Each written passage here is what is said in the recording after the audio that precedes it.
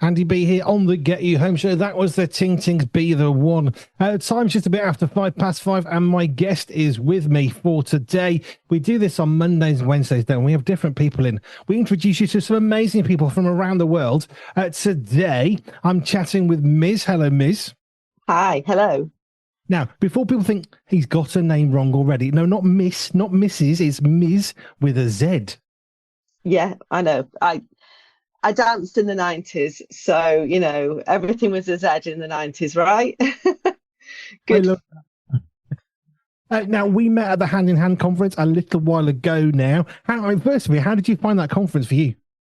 Oh, it was so encouraging to spend time with people who have the same heart, the same vision, and it was really good fun, really good fun. There were some crazy moments, right? Get a load of youth leaders and children's workers together. You're not going to have a boring time, that's for sure. No, I think there was a glitter gun. I did see that going around. That's everybody's worst nightmare, right? Glitter. It is tech. But, yeah. Now, I wanted to talk to you again because I really enjoyed chatting to you about some of your life. We've sort of connected oddly in the past without knowing perhaps we're in the same sort of zones. But talk to me a little bit about why were you dancing in the 90s? What was that all about? Okay, yeah, back in the 90s, a very long time ago, at the age of 18, you can work out my age from there. I'm an old woman these days. I used to dance in a band in Manchester, and they were called the Worldwide Message Tribe. And it came from just a group of people who wanted to go around schools and share faith with teenagers. So I was not part of that team. I was just a dancer in the background, having a great time. And it really took off. So we were just this little Manchester band. At the end of the week, we'd go do a concert and share faith with kids.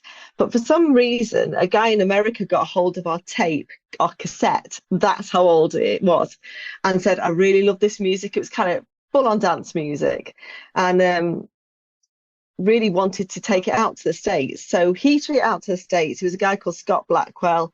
I think he produced some of Madonna's stuff. He was quite a big deal at the time. We were very excited, and then from there we started to get a buzz around the music, and we ended up getting signed by Warner Brothers, and so we had the most amazing few years. Like I said, I had a full-time day job. I was a travel agent, but on a Friday night, I get into my 90s rave gear and go do a concert. The weekend, we travel around Europe and America.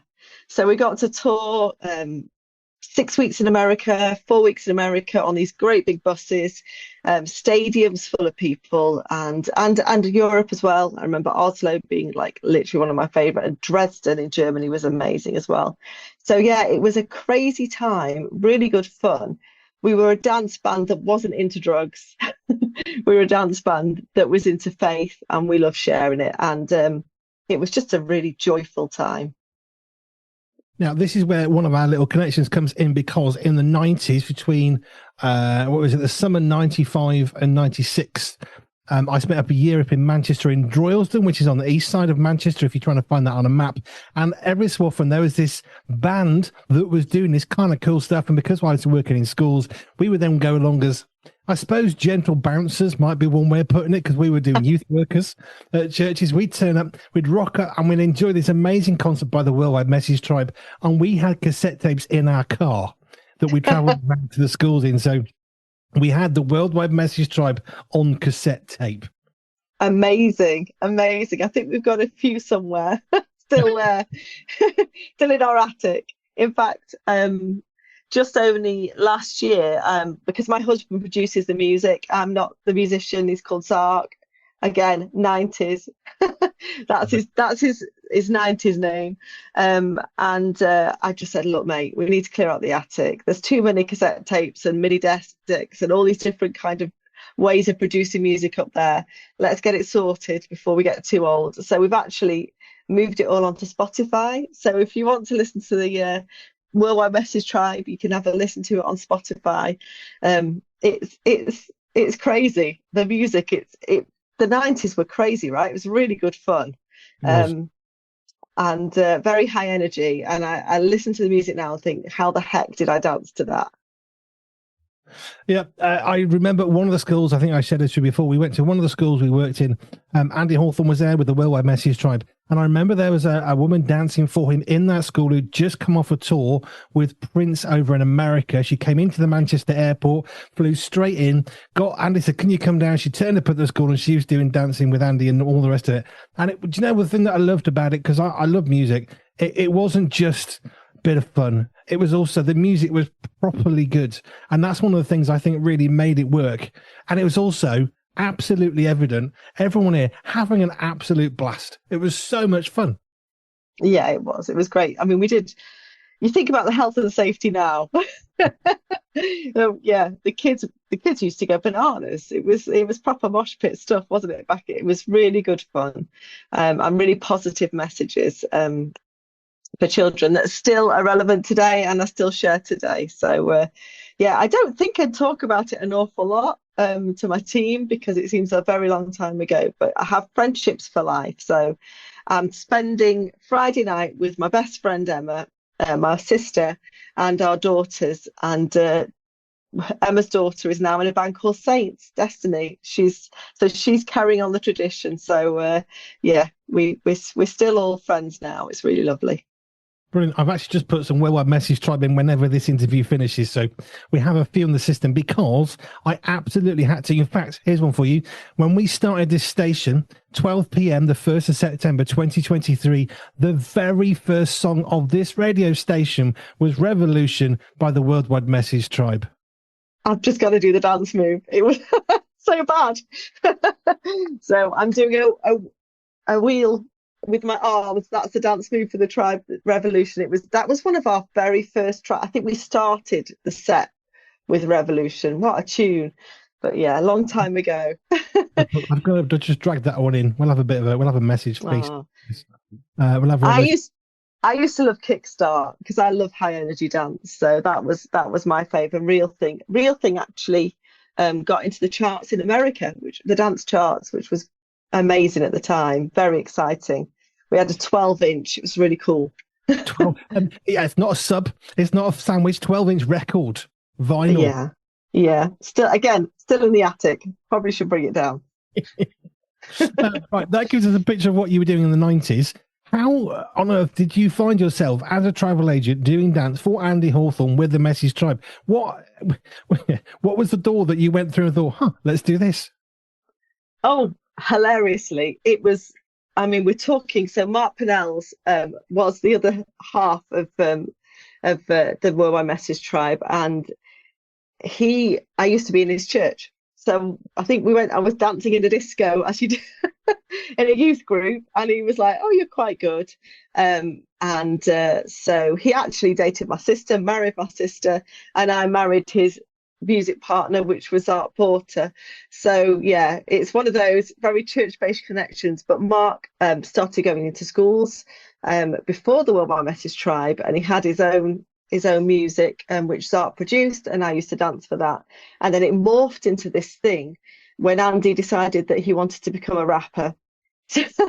So they all went together, and the Worldwide Message Tribe, we had an amazing singer called Elaine Hanley come on, and Lorraine, and we just started this group of people who were just passionate about sharing faith with teenagers.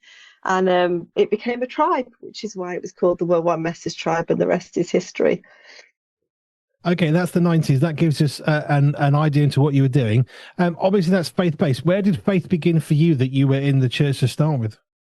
Oh, so I grew up going to church because that's what you did. My parents encouraged us to go to everything we could in church, I think to get us out of the house, to be honest. So it was just down the road. I had two sisters, and we used to go to a thing called Campaigners and youth group and Sunday morning service. So I'd go to church quite a lot as a child.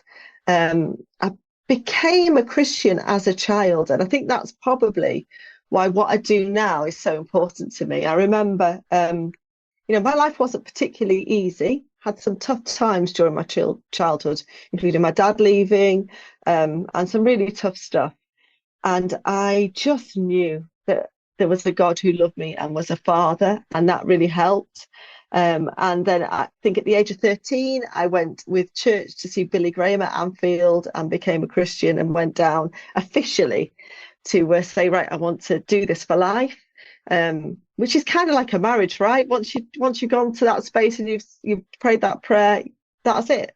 And that's what it's been for me. And so it's taken me on a massive journey of faith, which has had its ups and downs, and hasn't been easy, but it's been blooming exciting, and I've loved every minute of it. This is the thing about a relationship with God, though. Oh, it's a bit boring. You go to church and you sing a hymn and you read a bit of a Bible. Do you know, I became a Christian at 7. I'm now running a global media organization that we created just 3 years ago, and seeing the people that we now connect with on a regular basis, the people that we get to support through music or the magazine or whatever, there is nothing boring about my life at all. In fact, I say to my kids who are involved in what we do, at least your parents aren't boring. We take risks that everyone thinks we're complete lunatics for, but you know what? I wouldn't want it any other way, because those risks that we take can go wrong, but they can go right as well. Yeah, it's been a wonderful journey of faith. I think, it's not, I'm sitting in a music studio. Again, I'm not the musician, my husband is, and I would say that he's the biggest influence in my life, and it's something that we've done together the whole way. So he does a lot of worship resources, but his heart and passion is iSingPOP, which is what we do now, sharing faith with children and families in an invitational, friendly, joyful and fun-filled way. So I'd say that the journey has been, at points we've left and moved into a caravan from our house in Manchester, which it seemed insane, but we knew it was the right thing to do. And from there, our organisation has grown. And so we've had some really crazy adventures. It's certainly not been boring. It's been quite tiring at times, but and we've been on our knees a lot and lived by faith a lot. But, that's where my faith grows, because I've seen God provide time and time again. Let me ask you about the caravan. We lived in the caravan for 6 months. We sold our house. We prayed for God to teach us faith. I don't know what your story is, but we prayed, God, teach us faith. And it's one of those prayers, I'm pretty sure God said, okay, then let's go. And we sold our house, which it was a nice family home. We sold that. We bought a caravan thinking, well, where are we going to set up a business that I'd just been trying to get going, selling cloth nappies at the time. And we felt that's what God wanted us to take. Find a high street shop. So we lived in the caravan, sort of toured around the area thinking, where do we want this shop to be? We did not anticipate 6 months living in a caravan. The biggest one you can tow legally behind the car, 2 children, 1 in nappies. And that's what we did. And yet those times, which were so hard in some ways, are some of the best memories of, do you remember that big field where the chickens came to the caravan? We used to feed them with cornflakes. That's one of those memories that our kids remember even now, the best part of 20 years later. Oh, that's amazing. Yeah, no, we my husband's parents are farmers in Worcestershire. So we headed up to a place, they had a caravan, and we moved there because we prayed, and it became evident and clear through sets of circumstances that were just they could not be a mistake, that we were to move. And we sold our house pretty much straight away, and we were down the M6 with all our furniture. Thought it would just be a few months buying a house, fell through on the way on the M6. We're like, okay, what's going on here? And then 8 months later, we finally moved into a vicarage, which an amazing guy who's now my chair of trustees, who's the Bishop of Colchester, said, you're here, why on earth are you living in a caravan? We've got vicarages, you can stay there. We're really excited to have you in Worcestershire. So it was a real answer to prayer. But those times for me, it's interesting because our life in Manchester was crazy. So our daughter was a dancer, so she was in every single night. We were doing dance things.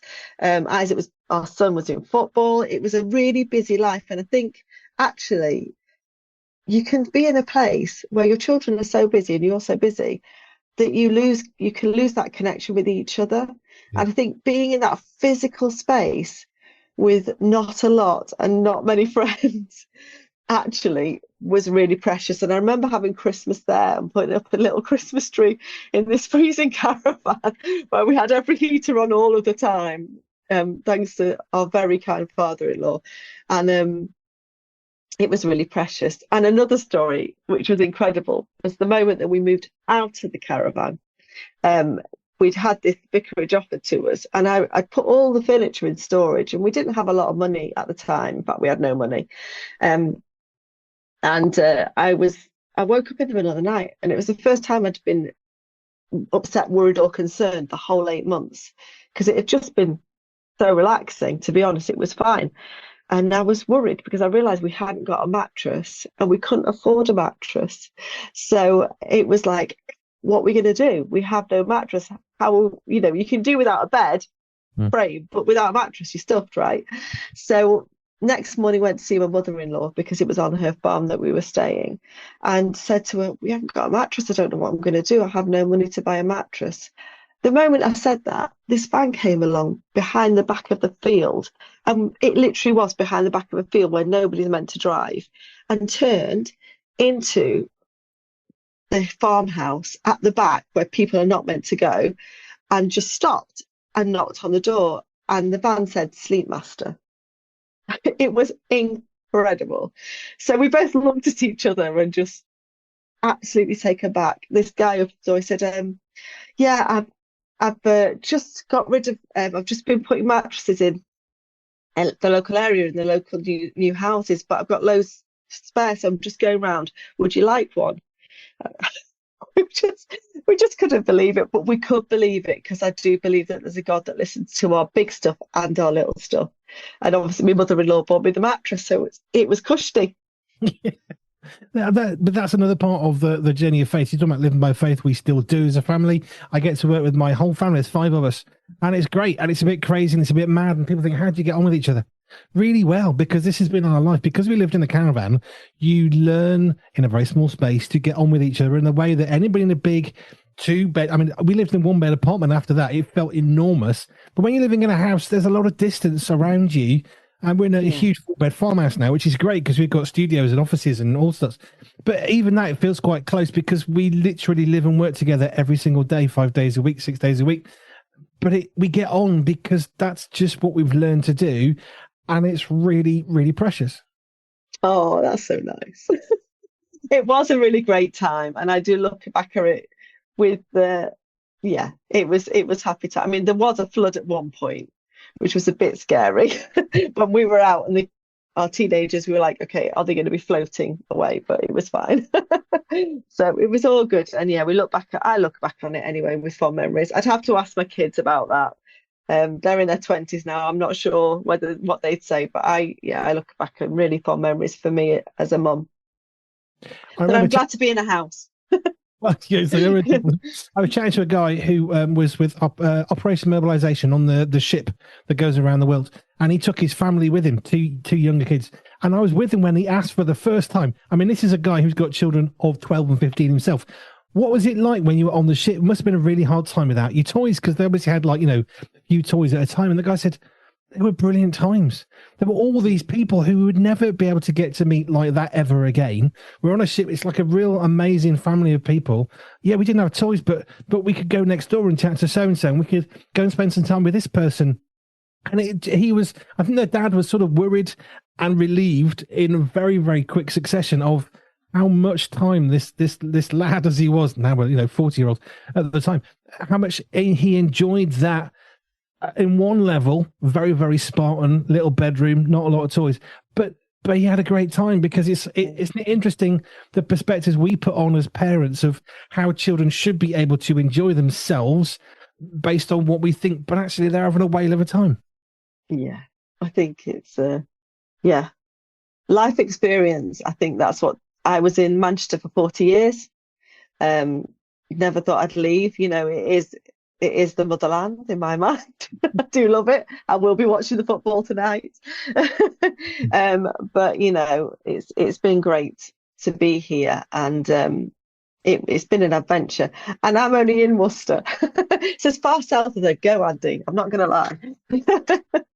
I love the fact that you introduce people from all over the world, and I'm like, yeah, I'm in Worcester. I don't care where people live. I love the connections with people. I love finding shared experiences, like the fact that we may well have been at a concert together at some point in the 90s, you dancing and me trying to do some sort of weird soft bouncer type thing. It was good fun. At night, the 90s were, they were really good fun. They were a good time. I got married Yeah. in 96, and it's a good decade in my mind in that way. Let's move on a bit then, because Worldwide Message Tribe, dancing, travel agent, praying on the motorway, not getting your house, mattresses, floods, and then a vicarage. So bring us to what you're doing today, because I Sing Pop. Tell us a bit about that. What's that all about? Joy. We That's like what iSingPOP's about. So I'm going to request that you play Ray Joy, because genuinely that is our story. You know, we might have pain in the night, but joy comes in the morning. It's a tune. But yeah, so iSingPOP is all about joy. It's about bringing joy to families and communities across the UK. We go into schools and we spend 3 days with the children, teaching them 7 songs, which are all around the Christian faith and its values. Values like perseverance, hope, and boy, don't we need hope in this world. Unity, don't we need unity? Belonging, all these different values that are fully inclusive to everybody, of faith and of no faith. Then we take them out of school into the local church. So you've got that school church connection, and put on a big concert for the parents. So it's like a proper pop concert. Taylor Swift, Eat Your Heart Out, for the whole school. So right from reception up to year 6, singing for their parents. And we do an afternoon and an evening. They're always packed out. And it gives just a special invitational moment for that church, for the church, so that they can say, look, we're here. We're part of your community. You're welcome here. So yeah, it's a joy to be part of. I've got some amazing project leaders that travel the country and share this experience with children, and we've got tons of resources, digital and physical, around that. But yeah, we're joy bringers. That's my job. What's not going to like about that? Do you know, I mentioned this earlier on my show. I was chatting with someone at the supermarket. They were in the scan yourself section. Very useful person. Having a chat, she said, "Oh, I'm sick of these influencers," which was a fascinating conversation, because we had to have our shopping scanned again. It's like, oh, interesting. Where's this going? And she was just fed up of seeing on social media or hearing people taking photos of themselves, like a 17, 18-year-old, just go and live, do something, anything but tell me how I should feel and how I should be. I took from that conversation something what you're just saying. Joy is something we need to share with people, because as Christians, if we are not filled with joy, are we actually Christians? Now, that doesn't mean to say we don't have problems, and I have plenty of those, but also joy, which should exist outside of everything else, is something that we do need to share with other people, because, you know, being a Christian, it's really exciting. Yeah, joy is, but so when things go wrong, my answer is deep joy. That's literally what I say, deep joy. Because, you know, it's not happiness, right? Happiness is how you feel. Joy is something that you do with gut. Joy is something that you do with grit. Joy is something you do despite, because it's a deep knowledge and a deep understanding that actually God's got this, God's on it. And you can have joy whatever, whenever, wherever, because it's a knowledge and understanding that actually you're safe in his hands. Amen to that. Which is why joy matters. And we do. I'll tell you what I've got Joy by the Rend. Will that do? Joy by the Rend Collective. Yeah, go on then. But, you know, I mean, Ray Joy is something else. If you've listened to that album, that's all right. We'll go Rend. Brilliant. We're not finished yet, but when we finish, I've got Revolution by the Worldwide Message Tribe, because why not? A bit of Joy by the Rend Collective, and we talk to the Lord as well by the Worldwide Message Tribe, because I can.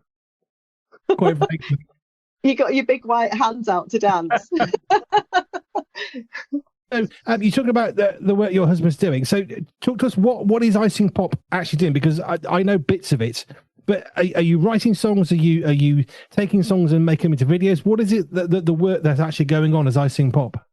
So we write all and produce all our own tracks. It's actually a combination of a few people. We've got Mark Pennell still in the mix, Miz Porter still in the mix, but actually we got a new writer, and he went off to do a theology degree, because we were like, don't do music. And he came back, and so he's got the theology side and the music side. So our son Isaac is now producing the new tunes. So we've got a brand new tune which is being launched this week, which is a praise song for Thy Kingdom Come. So the Church of England have launched it. So if you want to listen to us, go on Spotify or the Thy Kingdom Come. There's a ton of resources for churches, for home, and for school on there right now. So yeah, it's an absolute tune. It's a banger. But yeah, music wise, in school we do invitational, so it's about values and it's about inviting. We think it's really important that you differentiate, and that's following the framework for the Church of England SIAMs. And then we have full-on praise songs for church. So we're doing a thing called Pop-Up Church, which is the follow-up to our schools work, and it's brand new. It's been launched last week by the Church of England. We've got funding, so if anybody wants to have a pop-up church, there's money to do this thing. And the idea behind that is that it's just a fun service program with some spiritual depth that people can use in their context, in their church, to put on once a month for their families to explore faith further. And we've done that so that they have something and some training and some network support around that.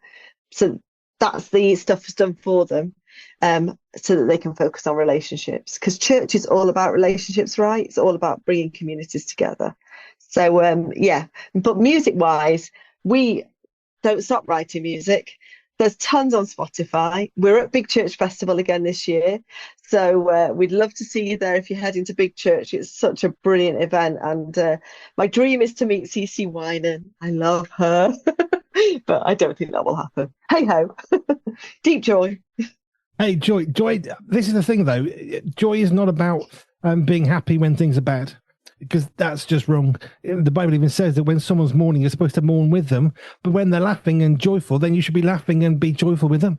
And actually, the joy, like you said, is the happiness thing.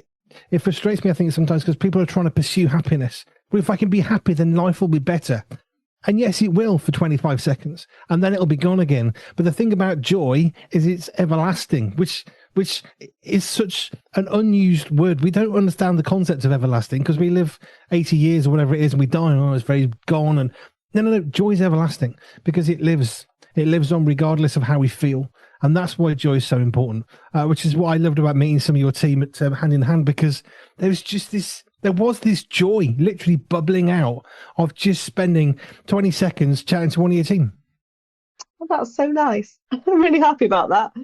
Good job, guys. Yeah, our culture in our team is really important to me. So flourishing and team and creativity and excellence are our team culture, and we do try in everything we do to refer back to those. So we do our best as a team, and we spend time together every week praying and singing. They're just amazing. I am so privileged and humbled to look after them. And I think it's come from many years of being around artists, that's something that seems to be a skill of mine. And I don't do a lot of things amazingly. I can't sing. Everyone thinks I'm a singer. I'm not a singer. I'm not a musician, but I care about the creatives that I work with. But that matters because they need to know what they're trying to achieve. They need to know, yeah, that's not so good, or be pushed somewhere else, or have you thought about that, or how you're feeling? Because the thing about being creative or artistic in any way is, generally speaking, those people can be more vulnerable. I'm generalizing here. They can be more vulnerable. Oh, was that okay? If I've done an all-age service in the past and everyone's really happy and loving it, the first thing I say as soon as I'm alone and my wife is, was it any good? Was it really okay? Because the fact that people are saying it's great doesn't make me think it's great. It just makes me think, I'm really happy you're happy, but I want to know from the one person I do trust, which is Jo, who will say that was rubbish. No, she never said that. But I know that she would. And I wanted to know, was it really good? Because the fact that people say it's good, it's not that it didn't matter to me, because it does. But that's the vulnerability of somebody who's kind of artistic in nature, is you're constantly thinking, was it really okay? Are you sure it was okay? Because you're always thinking, how could I do better? Well, I'm married to a musician, right, who's a producer. So my worst thing about iSingPOP, if I'm really honest, is having to tell him that I don't like the tracks. or that's not right, because it's hard. It's hard to hear, even at his age, he is an artistic guy, so he's like, "Shh." But he always knows that actually, if I say, well, that's not quite right, um, he knows I'm right. Because I've been listening to music with him for so long. He'll argue with me, but eventually it'll come out good. So. I want to talk a bit about you working with your husband, because I work alongside my wife, Jo. We're married 30 years this year. Everything that's most happy for us is the moments when we've worked in a church together, or now with Pure Media, we get to work alongside each other. She's my PA, so she helps me with my diary and helps with the office and makes everything actually functional. It runs the home, which I used to do as a stay-at-home dad for 20 years. Now she does that, which makes me think, I don't know what I'm supposed to do anymore, because I used to do I used to love washing and cleaning and cooking and all that. Now I don't do that ever. But what's it like working alongside your husband? Because for some people that would be their worst nightmare, because they can't contrive a situation where they would be able to spend hours and hours with each other without there being issues. How have you found working alongside your hubby? I don't think we necessarily work alongside each other. We interact with each other during the week and during the day. He's an absolute workaholic, Zark. His passion and his love is making music for churches, making music for iSingPOP, for all the other bands. There was a lot. Well, the band with no name, Shine, Vienna, back in the 2000s. So he's had a glorious journey of producing and writing and making music, and actually playing in church as well. He loves that. He's a great musician. I just critique it, which is awful. But yeah, no, we do. I would say that we've been on a journey of ministries together. So we run two different ministries. He does a thing called the Worship Zone, which is music for churches, and I run iSingPOP, and that's how it works. But we run them in parallel together. So everything is talked about. We do lots of walking and lots of talking, and we disappear quite a lot away from here. So people often like, why have you gone to Devon again? And I'm like, A, because we're getting old, and B, because when we go to Devon, there's going to be some form of vision. There's going to be some form of new thing that comes through. We'll have chatted stuff through. So even though we're not in the same space physically together most of the time, actually, when we connect, there's just something really precious about it. But he does also have another partner. So he is also married to a guy called Mark Pennells, who's my sister's husband, which is a good thing because they talk every morning. Back in the day, it used to be Andy as well. So the three of them literally every morning would be on the phone. So, but he's got a busy job elsewhere these days, right? The message is massive. So, yeah, I don't think Andy's bored. No. He'll never be bored. No, we're talking about Andy of Hawthorne, of course, of the Message Trust, which was originally the World Message Tribe, the tribe, eventually the Message Trust, which exists today. Miz, I'm loving this conversation because it's nice talking about the 90s, because the Worldwide Message Tribe were a bit like the Ren Collective, became in a completely different sphere of music. They were doing things that nobody else was doing, and they were pushing the boundaries of what can be done, and just sometimes for no other purpose than the word you keep using, which is joy. We've watched that with Rain Collective. We've watched that with Worldwide Message Tribe in the 90s. They're bringing something to that zone, which I absolutely love. A guy called Glasby, who I'm getting to know a little bit, he does sort of loop music. He's going to be at a big church this year. He's great because he's just doing something different. And I love different, because different can be good. Different can be very good. But I love what you're doing. The other question I wanted to ask you is, you're older, clearly, if you were dancing in the 90s. Why work with children? Why work with children, which can be harder work? Oh, I think it comes back to that 7-year-old who needed the reassurance of God in her life, who needed to know that she was loved, who needed to know that she was seen, who needed to know that she was heard. When I didn't run this organization to start with. I just came in and started doing, somebody turned to me and said, we think you can go into school. We think you'd be great with kids. And so I started teaching the children to sing and putting on concerts with iSingPOP, which used to be called Pop Connection at the time. It's now iSingPOP. And I just found myself genuinely, I was like, this is my space. I get this space. It's not just about the kids, it's about the parents, it's about the teachers sitting in the staff room, listening to the teachers. When you've been in and you're teaching the children, it affects the whole school. And we see with all our projects, we see around 150,000 children a year. And I just think, we've had some amazing stories of children who have been through incredibly difficult times, being really lifted by the project and encouraged. We've had children who can't sleep, being able to sleep after iSingPOP's come in. Some really, really harrowing stories of parents just emailing us few times now saying that unfortunately their children have passed away. But iSingPOP was one of the best things that they did, and they've got pictures and memories of their children, and they have, those songs are utterly precious to them. We have iSingPOP weddings where families sing iSingPOP at the top of the aisle because that's what they're singing in school, and those are the songs that they know. Those are the spiritual songs to them, and it's a full breadth of emotions. It's just doing life with people, really. So sorry, getting a bit emotional, and I've probably gone off point. But there's just so many lovely stories, and I'm so grateful for the opportunity to be able to bring hope to families who need it, and they really do. I asked you about the age thing because I might have shared this with you at Hand in Hand conference, but I was doing a holiday club for a group of churches in Wolverhampton, and there was this much older couple who said, "Oh well, we're going to come and make cups of tea. That's it. We're far too old to work with children anymore." And I said, "No, that's rubbish, absolute rubbish." And we got them involved, and they absolutely loved it. They said, "We didn't know that working with children could be like how I work, which I go for easy. I don't go for hard, not high energy. There, you bring that in." But they were like, "This was really easy. We can actually work with the children. We can do this." And they were sort of 70s or so, having given up. And they said, "We were children's workers, but sort of to 20 years ago. But then we got older, and people said, 'You're too old now.'" And they sort of lost heart. But they did my version of children's work, which is much easier. Get everyone doing the work, not just a few. And they said, "Oh, we can do this," and it recommissioned them in a beautiful way, which I had not expected.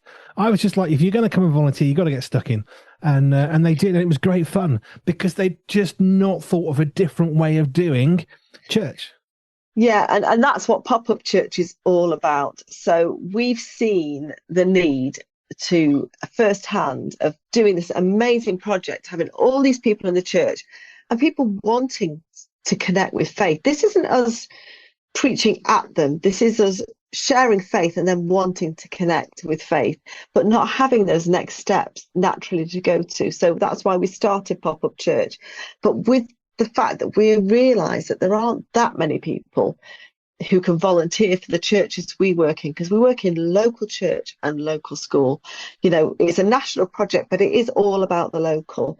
So Pop-Up Church has been designed as a monthly service, and the whole thing around it is it's just that moment of entry for families, but only needs 4 volunteers. So you're not talking about having a huge crowd of people volunteering, and everything, all the resources are provided for them. And you can organise a pop-up church service within 10 minutes if you really wanted to. It's all there. You just pick and mix it to your context. It's there to go. And most of it is digital resources, but also you can allocate different things for children and for families to be part of that service, because for us in school, child leadership is at the heart of collective worship. So why wouldn't it be in a church service? Why not get the whole family involved? So, but the main thing that with it is that it's low on volunteers, because there aren't that many. But these volunteers, they're all going to be of a certain age. As long as you can talk or you can communicate some way with people, and if you've got that that whole thing of being having the heart and being able to listen to families, then you're in the right space. It's just opening up and being vulnerable and getting that training and being brave. And like I said, Pop-Up Church is a whole training, resourcing and network support program, and it's going to have a huge community around it, where there's going to be tons of ideas that people can pass one through each other. So we're really looking forward to starting it, and if you're interested, please do get in touch with me. Tell us a bit more then. If somebody thinks, okay, this pop-up church sounds interesting. What are they actually going to get real time, and what's the investment from them to get involved? Okay, well, it's paid for. So to set up Pop-Up Church, it costs £1,000 per church service, because there's a ton of resources and people to support them behind that. And the Church of England churches, with the whole new worshipping communities thing that they're focusing on, children and young people, we have funding for 300 Pop-Up churches to start. And then after a year, it will be £30 a month, just to make sure we can continue to build the resources. And the resources are beautiful Bible animations, songs, dances, crafts, games, prayers, anything you need to run a fun, interactive service. But like I said, it's very much, there's a template, a PowerPoint, you can just do it. Or you can pick and mix it to your context and add your own flavour. So for Pentecost, we had a church in Worcester, and they did ice cream sundaes. They had it was really, they had Palm Sunday, so they had palms and ice creams for Sundays, that kind of thing, just really good fun things to make it interactive. But I also think that actually you can be really spiritual in those moments as well, and people are looking for that. So this morning I was with a group of vicars and clergy and lay, chatting through how Pop-Up Church can have those moments of reflection as well, those moments of spirituality and into the mix, to make sure that people have time, and takeaways to make sure that people have time to really think about what they've heard and reflect on that, and how that can help them through their lives. Because like me and you, right, we know it works, but a lot of it is, you need to have time to think, you need to have time to reflect. So the tools around those are just as important as the tools around, let's get up and have a good dance and good fun and sing together. Miz, thank you. If people want to contact you, there's two parts of this. If they want to get hold of you at iSingPOP, how do they best do that? Website, www.isingpop.org, and that's ISINGPOP. So not icing sugar. So if you go on, you can register your interest. I'm running lots of webinars over the next few months, which share all about Pop-Up Church. So you can register your interest and come and have a look at the webinar and what Pop-Up Church is all about. Cool. Thank you, Miz. Enjoyed this a lot. I like reflecting on the 90s, because I remember those concerts with a great deal of joy. I was working in some of those schools, and to get basically a free concert fairly frequently was a big thumbs up for me. So we like that quite a lot. Now, I've just put in earlier, as I said, 2 worldwide message tries, because I can and no one can stop me. So we're going to do Revolution, which is actually how we started this station. 12 p.m. 1st of September 2023. We got Wow. Joy Collective, and we talk to the Lord again by the Worldwide Message Tribe, because, well, why not? Miz, thank you. Thank you so much. And I hope you enjoy it. I hope you get up and start boogieing around the room. That's what it's all about. Always. Thank you so much, Andy. Thank you for volunteering back in the 90s. That's all I'm saying. That wasn't an easy job. No, it was good fun, though. The very first edition of our brand new monthly magazine, By Men for Men, hits the streets from the 1st of May. Pure Men's Mag is go. We've pulled together the very best writers we could find, scouring the earth, looking high and low, which means we've done the hard work for you. All you have to do is grab yourself a subscription. We've got digital subscriptions available everywhere via our website, or a 6-month subscription of these high quality, non-digital, tactile interfacing devices. They don't crash, they don't need updates, the battery's always at 100%. And even better, a brand new one appears every single month. Just head yourself over to www.puremensmag.com and grab yourself a copy. These are by men, for men, and always AI free. Pure Men's Mag is a go.